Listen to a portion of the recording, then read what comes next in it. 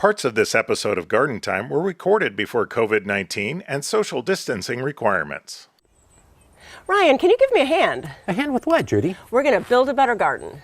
And we'll help you build a better garden with this episode of Garden Time.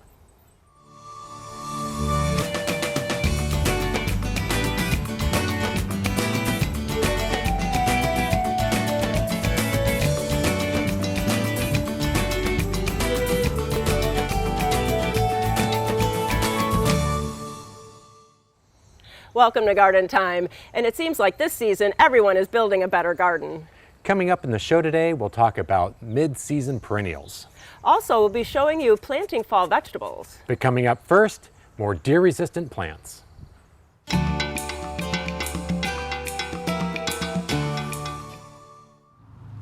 Well, we're down here with Lee down at Garland Nursery, and Lee, we were down here a couple weeks ago and we were talking about deer-resistant plants, and you have some more plants that you want to talk about too. I always have more plants that I want to talk about, right? The list is long. We'll narrow it down a little bit. But. So we're doing deer resistant again. Good. And I just have a couple groupings here. I always like to group things how they might look nice in the landscape. Right. So I pulled a shade planting and a sun planting, and I'll just jump right in if you want me to. Yeah, go for it. Let's start down in front. So here we go. The centerpiece of this is the dwarf blue spruce here. And I have to look at the tag to know what variety it is. It is Glauca globosa. So this is going to be a fairly round conifer, maybe 3 to 4 feet high. Ultimately, it'll get bigger than that. Right. But great drought resistant, deer resistant. It's got and slow grower too. And slow grower, absolutely.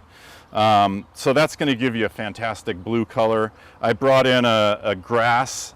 This is Calamagrostis avalanche. So this is a tall growing feather reed grass that has white variegation. I thought it looked really great. It looks great against the blue. Yeah, great with the blue.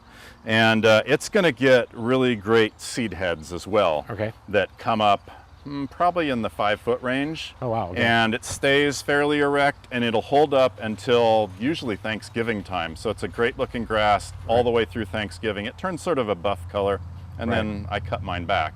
You know, some people will leave up that dried grassy look through the winter and cut it in the spring, but you can always take it down in the fall too. And then with it, I have a heather, and let's check the variety on that. Mrs. D.F. Maxwell, but there are plenty of great heathers that you can use. Heathers, conifers, grasses all look fantastic together. Again, deer resistant. This one blooms in the summer, but we also have, spring bloomers and winter bloomers as well. So it's nice. So even though you don't have a ton of bloom color in here, you get a lot of color through foliage color and texture and plumes from the grasses. Absolutely. And then people sometimes talk, well, I have a shady area that I want to work into, and the shade's always a little bit harder too. But so you have some good choices for deer resistance and shade. And again, I just brought 3 plants in. There are plenty more that we could talk about. Maybe in 2 more weeks. Yeah, that's I'll come back down. Okay. Oh, it's a pleasure. So yeah, your producer might not agree with that, but maybe we'll twist his arm. That's right. So we got a Japanese maple, and this one's called Ukigumo. What's great about this is it's got some mottled white and pink new growth to it. Yeah, it's really pretty coloring. And it's even a little more of that when the foliage first starts to come out. And then in the summer it goes more towards the greens. Okay. But really fantastic spring color and a beautiful tree, even when the leaves are off it in the winter. Right. So, and then I brought in a rhododendron called Wine and Roses. So I don't know which is the wine and which is the roses, but if you look underneath, it's just a fantastic sort of burgundy color. Just brilliant, bright red color underneath the bottom side of that leaf. It's a fantastic, and I'm guessing the rose-colored flowers is the rose part of it. Right. There you go. And then this great silver guy is another good one for So shade. Brunera Looking Glass is a Brunera. They get blue flowers in the spring. Kind of that forget-me-not blue. Yeah, the forget-me-not blue-looking flowers. But what I love about this is the foliage, and it gives sort of a little bit of that hosta feel with the bigger heart-shaped leaf.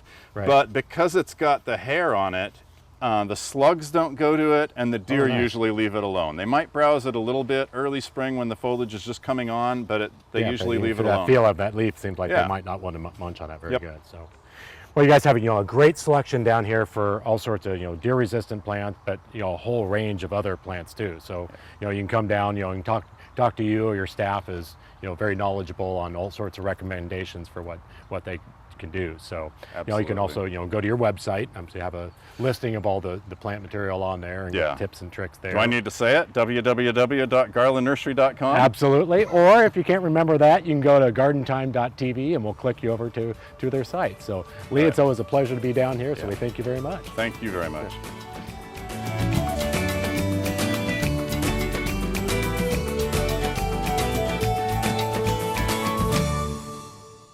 Garden Time is brought to you by Capital Subaru, your way on the Parkway. So for the parts of your life that just can't stop, it's essential to keep moving forward safely.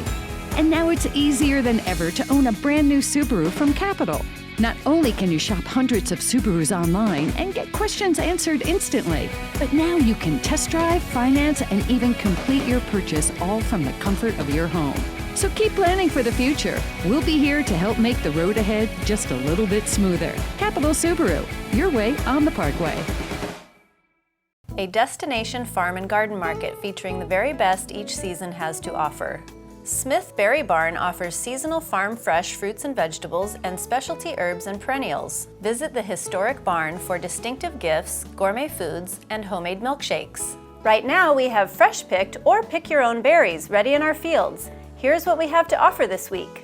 Centrally located off of Shoals Ferry Road between Sherwood and Hillsborough. Smith Berry Barn, growing good taste from the ground up.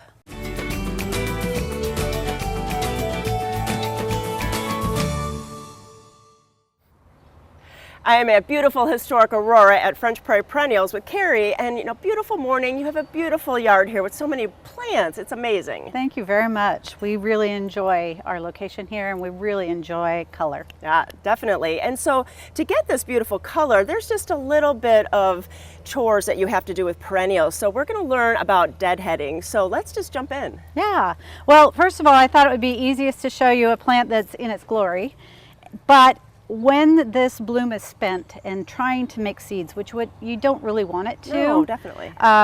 It takes all the energy out of the plant, puts it into seeds, and then sometimes you get seedlings of lupin that maybe aren't the color that you selected because they revert back to their parent heritage. Anyway, if I was to cut this plant back because this was spent, I would go down to a joint in the stem where there's vegetative buds, which is really difficult to see, and I would cut it right down here. Right. Cut it off, and that would cause other buds to come out, and then you would extend the life of your lupin. You would have additional bloom. Ah, that is great. And so pretty easy, and so it's just a timing thing. Yes. So let's show them some different plants because they're all different looking. So you have a campanula down front here. This campanula, most of the buds are spent, and so for me, I'm looking at it thinking I need to restart this plant and reset. It's not looking good. So I do what I call the ponytail haircut, where I gather everything up. I never cut more than maybe 2/3 off, and I literally go through and just cut all the way through there, so that hopefully. And it's not going to hurt the plant, and you're actually, in probably just a week or so, it's going to look nice, no? Absolutely. It regrows really fast, and the blooms set faster than you think. Excellent. And let's move down a little bit, and we'll see some of these other ones. What else you have? So a stilby, you can see they will continue to send up blooms as long as their roots are cool.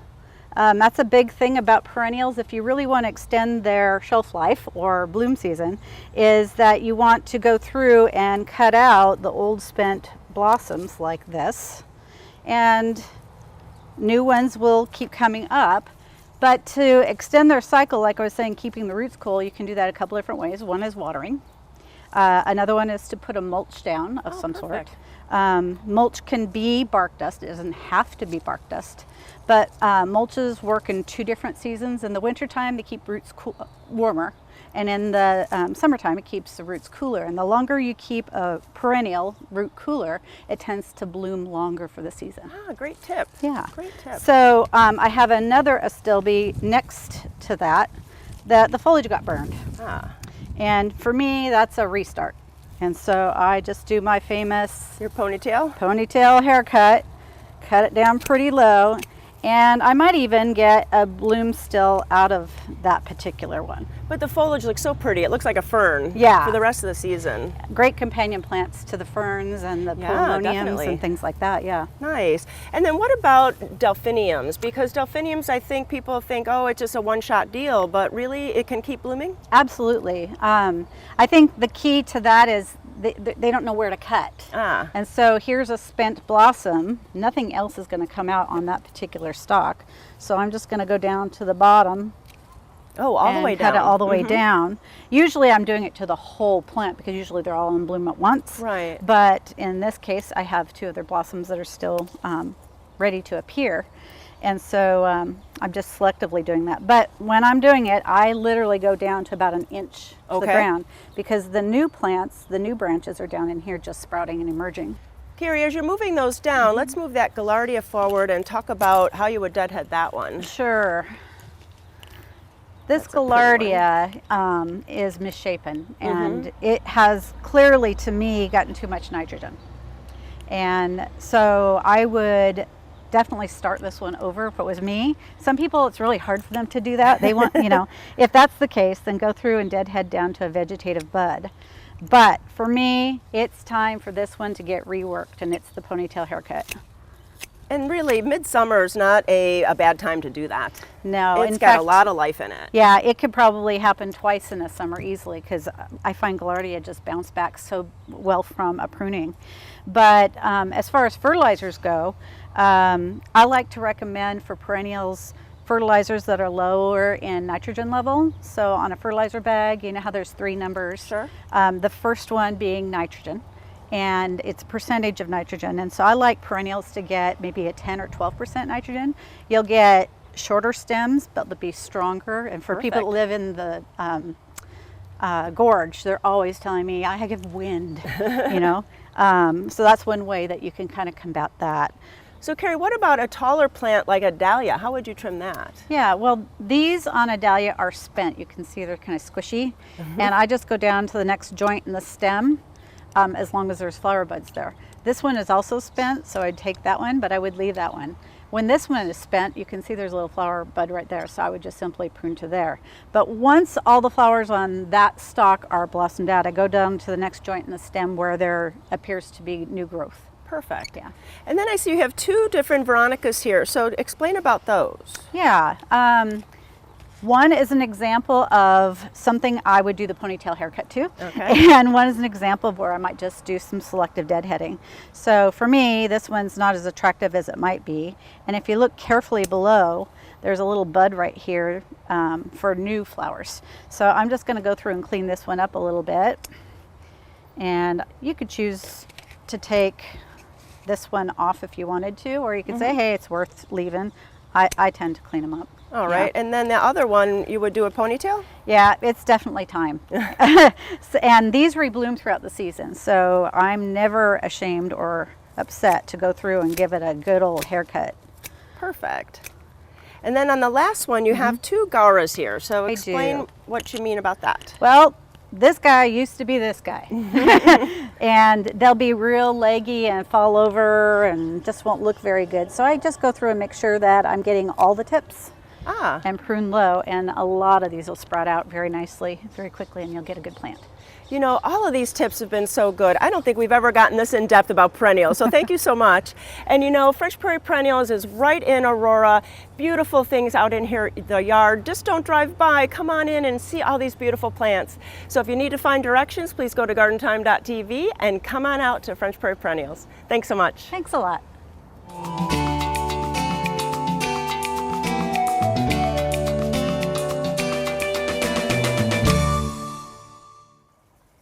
Well, I have a delicious tip of the week for you today. It's about trimming your basil for more production. So the basil's starting to grow. It's getting kind of tall, but what we want is more production value here. So if we go down to these new leaves right here and trim it like that, these will grow bigger, it'll bush out, and there'll be more to harvest in just a few weeks. And then you can use this piece for dinner tonight. Pruning your basil, that's our tip of the week.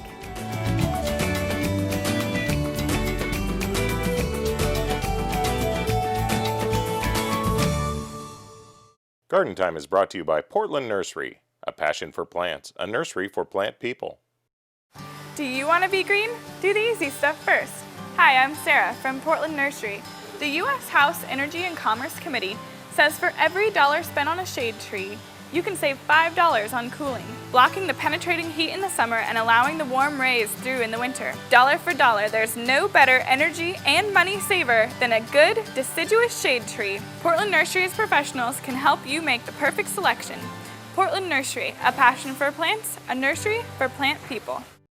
You can use water wisely this summer with these simple tips.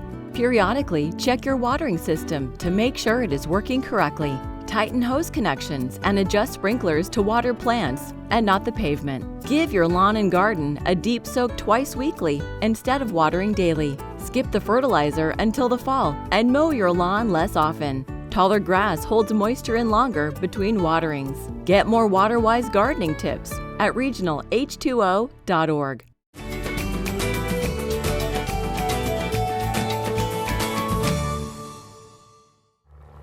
Well, I'm at the vegetable patch at Blooming Junction today with the farm manager, Justin. And so, Justin, we've talked about so many different vegetables, and here we are in mid-July talking about fall vegetables. So what's with that? That's right. I always want to tell people, you know, if you wait till September or October to start your fall garden, it's way too late. So yeah, we're here in July, which is typically the best time to start planting for your fall garden. Lots of things that we can be planting now. Root crops are a lot of things that people plant for fall and winter, but there are also a lot of leafy greens, and the cole crop is a good one this time of year too, the cole crops. And so you were saying even like cauliflower you like to plant in the fall, that it's more tasty and a little bit easier to do? I do, and it grows better for me in the fall. So yeah, broccoli, cauliflower, cabbage, a lot of those kind of crops I prefer to do in the fall. And you know, when we get that first frost or a little cool weather in the fall, it changes the composition of the plant and really enhances some of the sugars and flavors in a lot of those crops, leafy crops as well as root crops. Oh, that is nice. And then I always heard that like the beets are really good to do after a frost to harvest. They are, yeah. Beets, carrots, parsnips, all of those will have much more flavor, be much more sort of sugary and tasty, yeah, after they get touched by a frost. And so what kind of varieties should we be planting? So if I have a package that I've planted in the spring, should I use that same package of seeds? Not always. That's not always the case. You know, there are a lot of varieties that, there's been a lot of research into these varieties where they've created them so that they can withstand, you know, the early heat of August when they're small, you know, tender plants, but then also are very cold hardy once we get later into the season. So there are a lot of varieties specifically developed for fall and winter production. And then what about the care? Because we are going to be going to the heat. So what should we be prepping our soil for? Yeah, well, so in our soil prep, well, first thing, during this heat, we want to make sure that we're watering every day to get good germination. And for things like fine-seeded carrots, you know, it can be good to add a thin layer of mulch or peat moss or something to help, you know, keep in that moisture. Some things may even require watering twice a day during that heat. Sure. So, you know, we'll want to be making sure that they get plenty of water. And even if you have a small garden at home, be providing some shade for those while they germinate on really, really hot sunny days. Anything you can do to add a little bit of shade to those plants. And we also in our soil preparation want to be thinking about creating good drainage, because we get so much rain in the fall and in the winter. We really want our soil to be draining well. So adding lots of compost, raised beds are always the best way to go for fall and winter planting. Oh, that is true. And so we can get starts here or seeds? That's right. Yeah, we have all of the sort of main transplants that you can put in. I love, you know, it's great to plant with your own seed. You know, I think that plants get a better start, but there are some things like those cold crops, the broccoli, cabbage, cauliflowers, that really need a little more time. So those I really recommend doing transplants with, and we have those for sale here at Blooming Junction. And then we have to talk about pests. So should we be worried about them? Well, you know, one of the great things about gardening in the fall and winter is that there's a lot less pest pressure in general, flying insects, but the one pest that we really need to watch out for are slugs. So usually in August and September, when they first start coming out, I like to apply a little Sluggo. We've talked about that before. It's my go-to product to prevent slug damage here. And also, you know, there can be some diseases caused with all the dampness and rain that we have in the fall. So I like to add a little bit more spacing between all of the plants to allow for a little more air circulation. That really helps quite a bit, yes. That is a great tip. And then what about extension of the season? How long can we expect to be picking? Yeah, so well, you always look at your last frost date for at least the warmer summer liking crops. And then for these cooler crops that I'm talking about, a lot of them can make it through the winter on their own. And yeah, I like to use a frost cloth. And you know, you can float it right over top of your plants, or you can use wire hoops to support it, but it really adds an extra level of protection. And it can also be good to use earlier in the season because when we were talking about pests, another one that we do get can be aphids, you know, on Brussels sprouts and some of those crops. And so row cover can be a good way to keep those insects out and extend the season further into the winter. All great tips, but I'd like to go up to the store and see what's going on there, so let's go over. Right. So Justin, now we're up at the nursery and the store, and really you have everything for everyone up here. We do, that's right. Yeah, for those who want to give a try at winter and fall gardening, we do have all the seeds and starts that you would need to do that. Yeah, and then here, the bounty, man, so if you don't want to do a vegetable garden, you can come and get your vegetables. That's right, yeah, we have 215 different fruits and vegetable varieties that we grow here, and they're all available for sale here in our produce stand. We also do a late season CSA, which is 8 weeks of a vegetable share that people can get more information about on our website. Nice, and then also U-Pick, so the U-Pick information's on that website too? It sure is, yeah, all of our berries that are open for U-Pick at this time. And we've done segments about your cooking classes, and so those are lots of fun, and so all that information is on there too. That's right. You know, you have to come out to Blooming Junction. It's a great place to come, not just for plants, but for all your vegetable needs. And if you're going to start that vegetable garden this summer, you have to do it right now and get it in so you can harvest all fall. Thanks for all that information. This was wonderful. Thank you.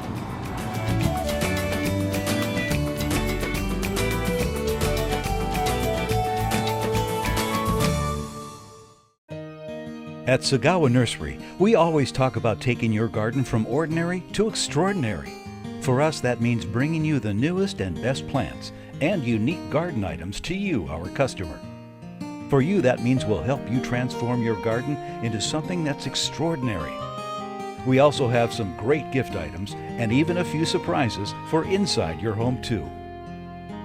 Sagawa Nursery, growing beyond the ordinary. Welcome to Blooming Junction, where it's easy to connect with nature. At Blooming Junction, you'll find beautiful, healthy plants, good, fresh food, and a place to regain peace and calm in your life. We have an unsurpassed collection of unique and distinctive plants and the expertise to help any gardener be successful. And we feature Blooming Advantage plants. Come check out Blooming Junction for an inspiring experience in the garden or in the kitchen. Blooming Junction, offering quality plants for beautiful gardens.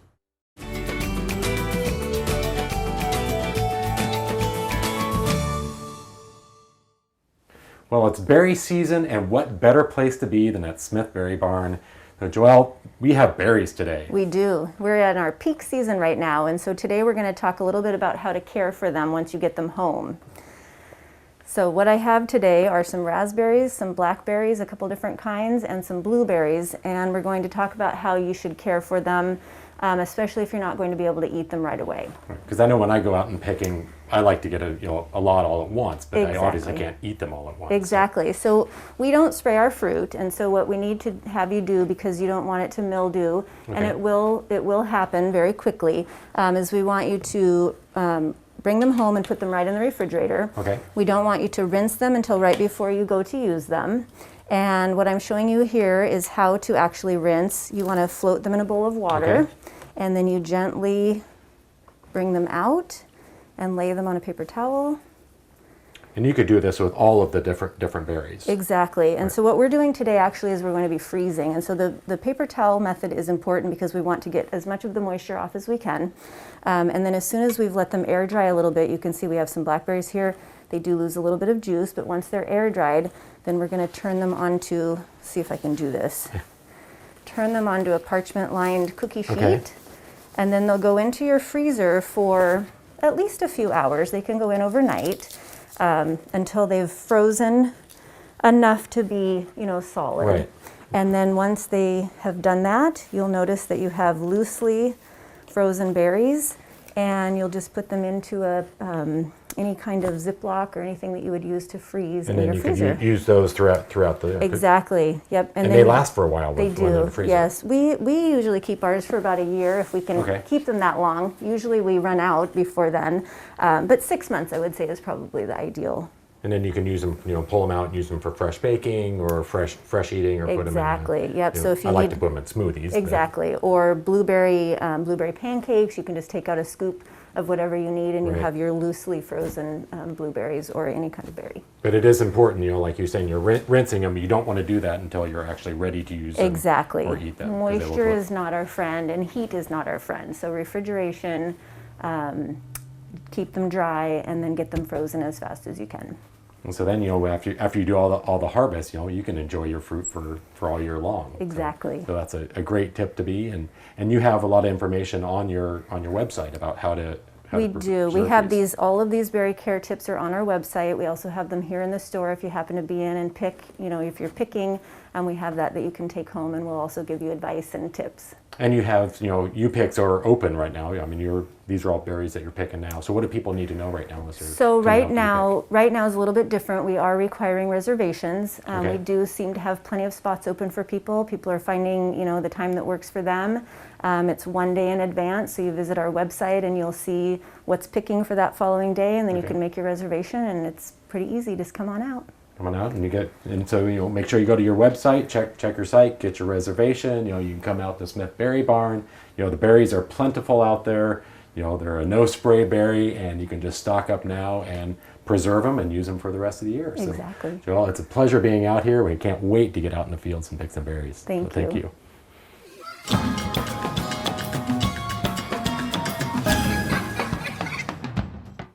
Summer is the time of celebrations, and many of us go to the store and get some plastic confetti.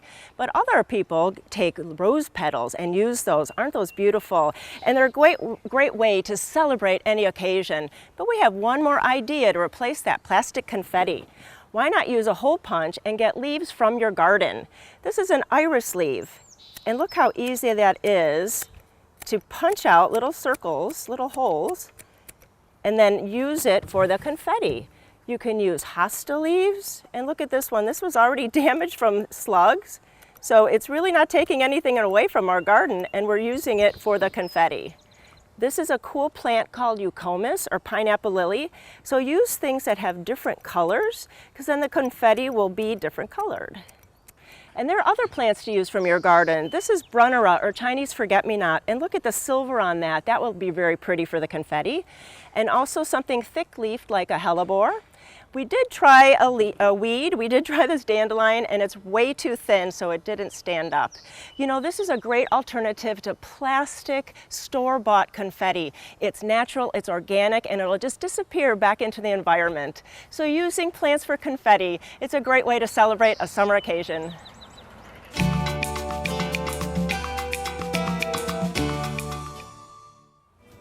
Thank you for watching Garden Time.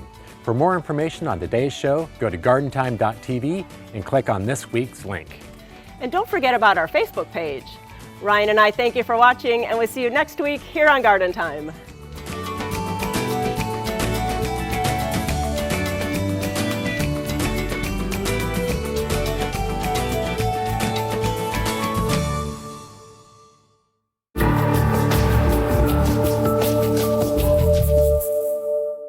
The proceeding was a paid program of the Guston Creative Group and its sponsors.